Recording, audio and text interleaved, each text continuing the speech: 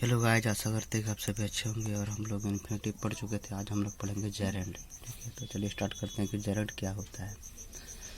तो जब भी वर्ब प्लस आईएनजी का प्रयोग नाउन की तरह होता है तब वह जेरेंड कहलाता है। जेरेंड मतलब क्या होता है? वर्ब प्लस आईएनजी का प्रयोग जब नाउन की तरह होता है। When verb plus ING is used as a noun is called gerund.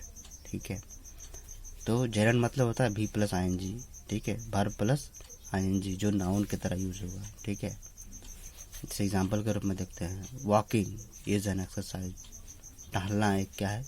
Exercise है। तो टहलना, walking, walk plus ING, verb plus ING है इसमें। ठीक है, तो ये यहाँ एक नाउन की तरह काम कर रहा है, टहलना।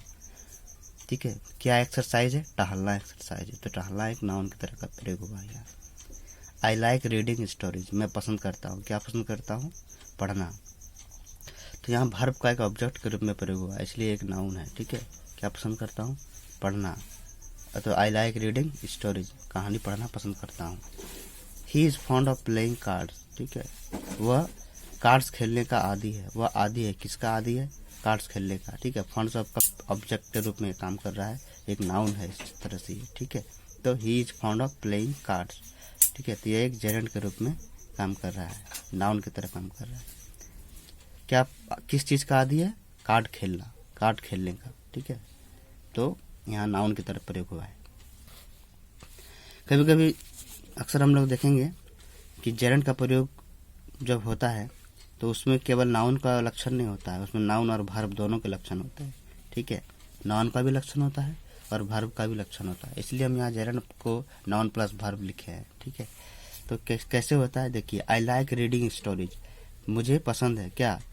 कहानी पढ़ना। ठीक है, स्टोरीज पढ़ना मुझे पसंद है। तो पसंद होने का ऑब्जेक्ट क्या है? रीडिंग। लाइक का ऑब्जेक्ट क्या है? रीडिंग। मुझे पसंद है, क्या पसंद है? पढ़ना। यहाँ ऑब्जेक्ट का काम कर रहा है, इसलिए एक नाउन है। ठीक है, ऑब्जेक्ट का काम कर रहा है, लाइक का ऑब्जेक्ट का काम कर रहा है, इसलिए एक नाउन है। और फिर ये रीडिंग जो है, फिर ये अपना एक ऑब्जेक्ट लिख रहा है, स्टोरीज। क्या पढ़ रहा है भाई? कहानी पढ़ रहा है। तो इस तरह से यह एक वर्ब हो गया। ठीक है, तो रीडिंग एक वर्ब के रूप में है, तो वर्ब का एक ऑब्जेक्ट क्या है? स्टोरीज। पढ़ना, क्या पढ़ना पसंद है?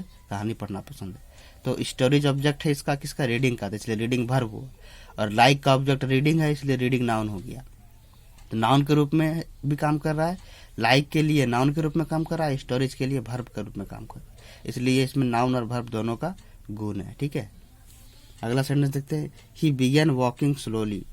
ठीक है, उसने धीरे चलना शुरू किया। उसने शुरू किया, क्या शुरू किया? चलना शुरू किया। तो बिगेन का ऑब्जेक्ट क्या है? वॉकिंग, तो इसलिए एक नाउन का काम कर रहा है। फिर चलना शुरू किया, तो कैसा चलना शुरू किया? स्लोली, धीरे। ठीक है, तो वॉकिंग का क्या कर रहा है? इसको विशेषता बता रहा है, कैसे चल रहा है? धीरे चल रहा है। यानी एक वर्ब का ये अगर ये वर्ब है तो वर्ब के रूप में स्लोली क्या करता है? स्लोली एक एडवर्ब है, यानी एडवर्ब क्या करता है? एक वर्ब का विशेषता बताता है। यानी वॉकिंग का विशेषता स्लोली बता रहा है, इसलिए वॉकिंग क्या है? एक वर्ब हुआ। ठीक है, तो बिगेन के लिए एक नाउन है। ठीक है, क्या शुरू किया? चलना शुरू किया। और स्लोली के लिए एक वर्ब है, कैसा चल रहा है भाई? धीरे चल रहा है, तो ये एक वर्ब है और ये एडवर्ब हुआ। स्लोली एडवर्ब है, तो ये वर्ब हुआ।